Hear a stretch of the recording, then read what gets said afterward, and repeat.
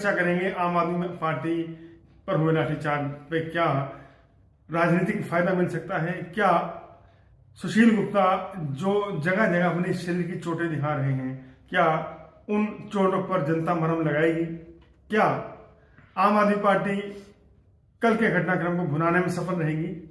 पहला हमारा मुद्दा इसी पर बात करेंगे। पहले सुनकर राजेंद्र सिंह साहब क्या कहना चाहेंगे? समय 2 मिनट है। आम आदमी पार्टी को कल से फायदा मिलने वाला कुछ ऐसा है, आम आदमी पार्टी को ये लाठीचार्ज जो है ये आम बात है। लाठीचार्ज पहले भी होते रहते हैं, कभी किसानों पे कभी किसी पे। लाठीचार्ज तो कानून व्यवस्था बनाने के लिए एक प्रक्रिया है। आम आदमी पार्टी के लिए राजनीतिक एजेंडा जो है, मुद्दा जो है, केजरीवाल की गिरफ्तारी है, जो ईडी ने केजरीवाल को अरेस्ट किया है।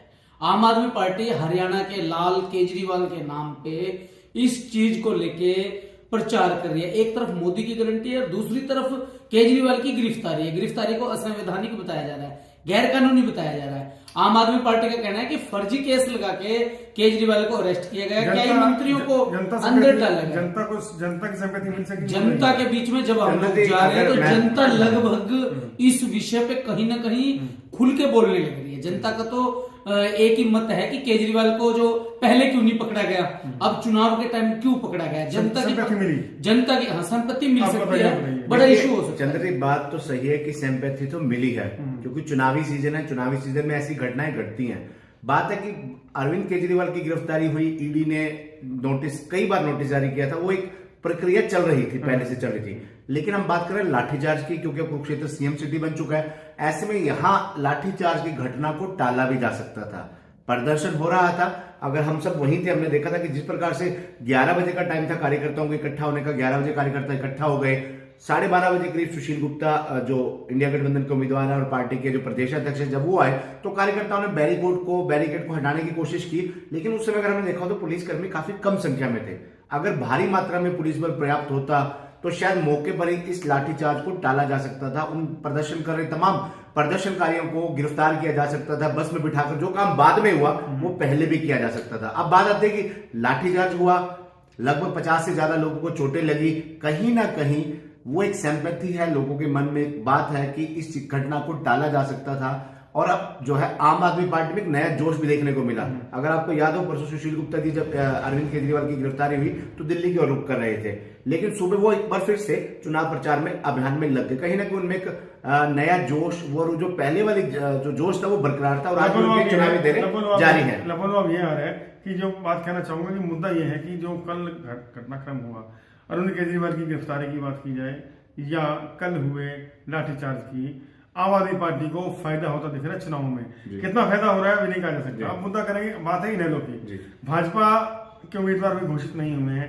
होली के रंग गुलाल किसके घर जाकर लगाया जाएगा, ये शायद आज रात को या कल सुबह तक पता लग जाएगा। उम्मीद है कि होली तक भाजपा उम्मीदवार घोषित कर देगी। जितनी गलियां, जितने नेता, जितने घरों में झंडा, वो सभी भाजपा के उम्मीदवार कहला रही हैं। क्योंकि वो कहते हैं अगर राजस्थान में भजनलाल शर्मा सीएम बन सकते हैं तो वो कुरुक्षेत्र से सांसद उम्मीदवार क्यों नहीं बन सकते। ये भाजपा में एक लोकतंत्र की मजबूत प्रक्रिया दिखाई देती है कि यहाँ कोई भी कुछ भी बन सकता है। यहाँ पर किसी मंत्री के घर में पैदा होना जरूरी नहीं है, यहाँ पर बड़ा धनवान होना जरूरी नहीं है। यहाँ जरूरी क्या है, पार्टी के प्रति निष्ठा। इसलिए निष्ठावान कोई भी हो टिकट मिल सकती है। हम इस बहस में नहीं पड़ेंगे टिकट किसको मिलेगी। लेकिन इनेलो एक बड़ा खिलाड़ी इस सारे खेल में, कुरुक्षेत्र लोकसभा में अभय चौटाला के बारे में कहा जाता है कि जब वो लड़ाई लड़ते हैं सबसे आगे सेनापति की तरह खुद होते हैं। कांग्रेस की बात की जाए तो पार्टियां लड़ाई लड़ती हैं लेकिन सेनापति पीछे और कार्यकर्ता आगे आपस में लड़ पड़ते हैं। लेकिन यहाँ पर बड़ा मुद्दा यह है कि सेनापति खुद आगे हैं। तनुजा कुरुक्षेत्र से थानेसर विधानसभा जो है, उन्होंने महिला होने के बावजूद जिस कुशलता से काम कर रही है, इस पर स्नेही पहले आप बताइए क्या कहना चाहिए। अभय सिंह चौटाला 28 को थानेसर हल्के में एक बड़ी जनसभा को संबोधित करेंगे, जो तनुजा जिसका आयोजन कर रही है। तनुजा ने इस जनसभा को लेकर गांव-गांव में प्रचार प्रसार शुरू कर दिया है।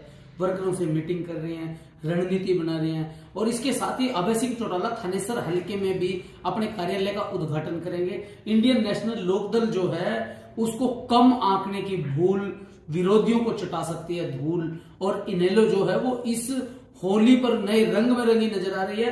हरा रंग है इंडियन नेशनल लोकदल का।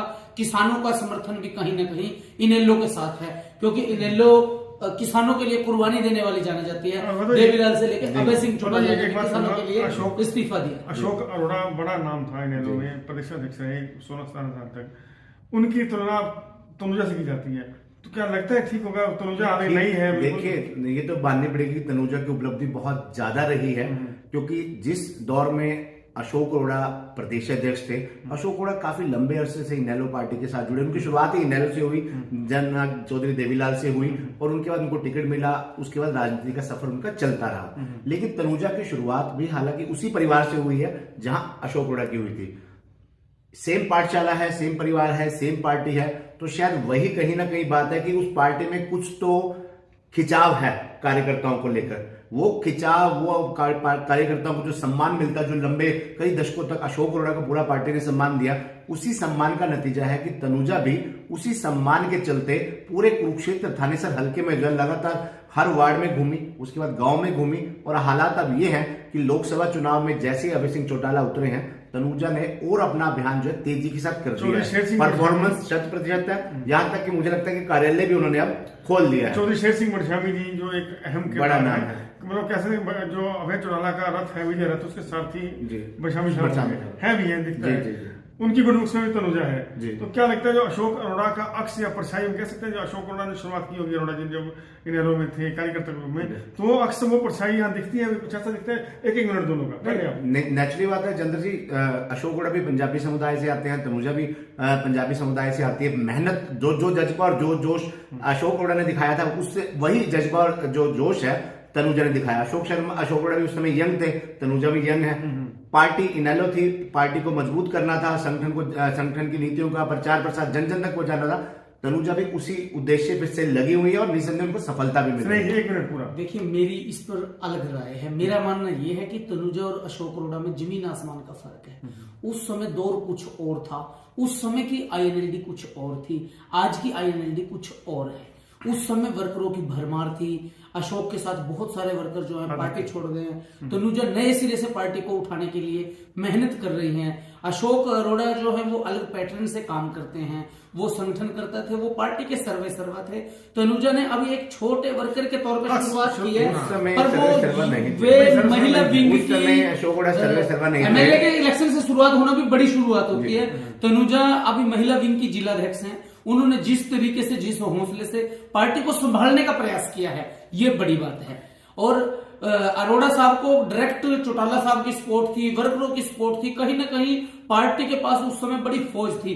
अब तो तनुजा से ही शुरुआत होती है, और तनुजा ने ही पार्टी को मजबूत किया है। आज की डेट में अशोक अरोड़ा ने पहले काम किया है, अब तनुजा काम कर रही है। अब चुनाव के बाद ही पता चलेगा कि इस काम का रिजल्ट क्या है। पार्टी जो है किसी एक व्यक्ति से नहीं चलती, किसी एक व्यक्ति की मेहनत चलती है, टीम वर्क होता है। इनेलो पार्टी खुद कहती है कि हम 36 बिरादरी को साथ लेकर चलते हैं, मजदूर, किसान, कमेरे, हर समाज से जुड़ी हुई पार्टी है। तो ऐसे में पार्टी के किसी भी नेता को, किसी भी कार्यकर्ता को नजरअंदाज नहीं किया जा सकता।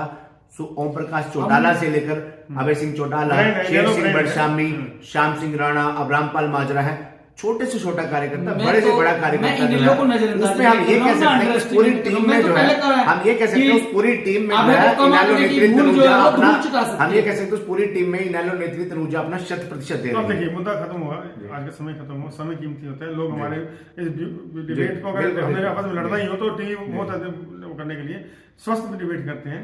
मुद्दा सिर्फ ये रहता है कि जो तनुजा है वो शुरुआत कर रही है, पहला स्टेप है, लेकिन संघर्ष यहाँ भी बहुत है।